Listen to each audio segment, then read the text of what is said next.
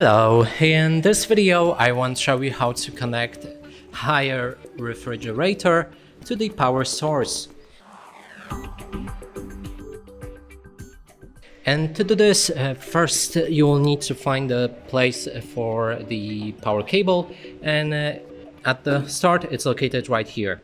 Then we can take out the cable. Also in this video I'll be connecting it to the extension cable, but it's not recommended to do so. It should be plugged in straight to the wall plug. Now you just need to take the cable and connect it to the power source.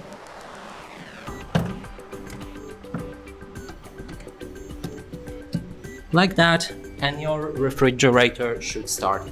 And that's it for this video. Hope you like it. Please consider subscribing to our channel, leave a like and a comment below.